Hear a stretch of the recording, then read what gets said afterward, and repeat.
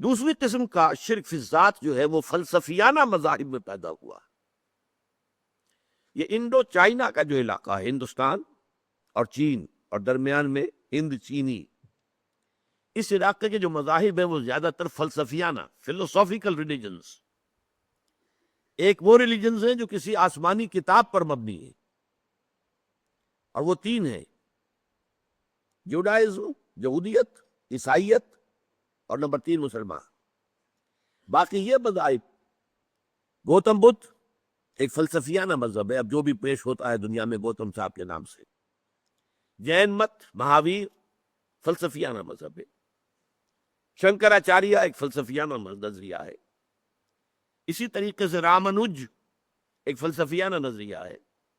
تاؤ فلسفیانہ نظریہ ہے. کنفیوشزم فلسفیانہ ہے. یعنی یہ نوٹ کر لیجئے کہ ہو سکتا ہے کہ ان میں سے کوئی نبی بھی ہو، لیکن ان کے مذاہب، ان کے خیالات، ان کے عقائد کی جو شکل آج دنیا کے سامنے پیش ہو رہی ہے، اس کا کوئی تعلق نہیں جڑتا کسی آسمانی کتاب کی تعلیمات کے ساتھ، بلکہ وہ فلسفیانہ مذاہب فکر ہے. اب فلسفے میں جو بڑا ٹیڑھا مسئلہ آ جاتا ہے، ذرا سمجھ لیجئے، یہ ٹیڑھی بات ہے.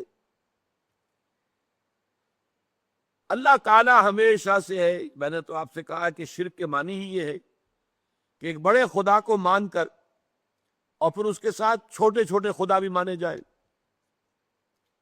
تو ایک بڑے خدا کو ماننے کے بعد چھوٹے چھوٹے خداؤں کا ماننا، یہ شرک ہے.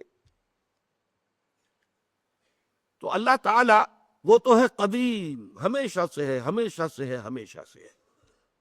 یہ کائنات حادث ہے، پہلے نہیں تھی، پھر وجود میں آ گئی.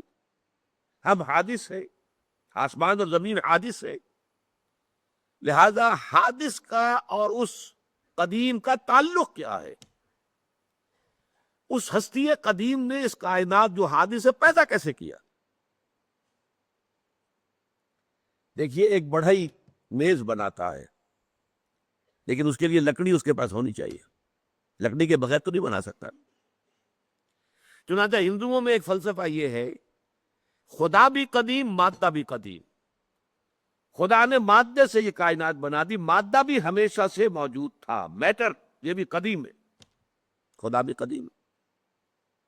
یہ مسئلہ تو آسان ہو گیا، اگر کوئی دو مان لے تو سلویت ہو گئی، توحید ختم ہو گئی. ان کے ہاں ایک اور نظریہ بھی ہے، تثلیث، اس معنی میں خدا بھی قدیم، مادہ بھی قدیم، روح بھی قدیم، تین ہیں قدماء. یہ ان کا ایک اور نظریہ ہے.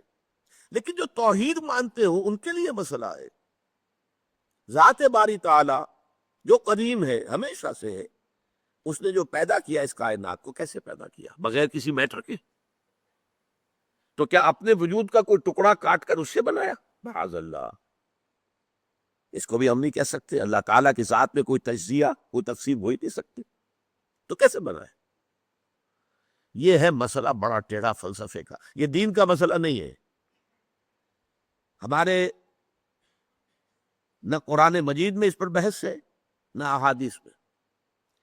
لیکن جو لوگ فلسفی جو ہیں، اب ظاہر بات ہے کہ وہ بال کی کھال جب اتارتے ہیں تو ان کے لیے یہ مسئلہ بڑا ٹیڑھا بن گیا. چنانچہ ان کے ہاں ایک حل اس کا یہ نکلا جسے کہتے ہیں پینتھیزم.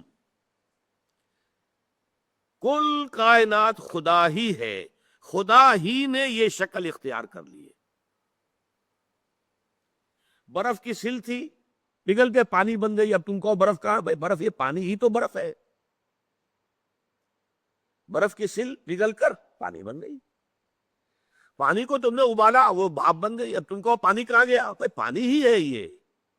وہ جو بھاپ ہے وہ پانی بھی ہے، وہ بھاپ ہی برف بھی ہے.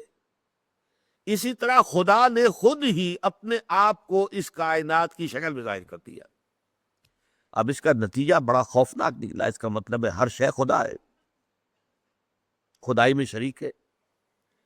تو یہ شرک کی بدترین صورت ہے، پینتھیزم. پین کہتے ہیں ہر شے، پینتھیزم، ہر شے کے بارے میں یہ ماننا کہ ادھر حقیقت خدا ہی کا ظہور ہے، خدا ہی کی ہستی کا حصہ ہے. یہ بدترین شرک ہے. ایک اور تصور ان مذہبیانہ جو فلسفیانہ مذاہب ہیں ان میں آیا، گاڈ انکارنیٹ. اللہ یا خدا کسی انسان کی شکل میں بھی ظاہر ہو جاتا ہے۔ یہ جو اوتار کا عقیدہ ہے، اوتار یہ کیا ہے؟ خدا نے اس کائنات میں کسی انسان کی شکل میں ظہور کر دیا۔ رام چندر جی اوتار ہے، ان کے کہنے کے مطابق، نعوذ باللہ من ذالک، نقل کفر نہ باشد، وہ اوتار ہے، خدا نے ان کی شکل اختیار کر لی اور دنیا میں آ گئے۔ ان کے ہاں اوتار کا عقیدہ جو ہے آپ کو معلوم ہے، ہندوؤں میں بڑے بڑے وسیع پیمانے پر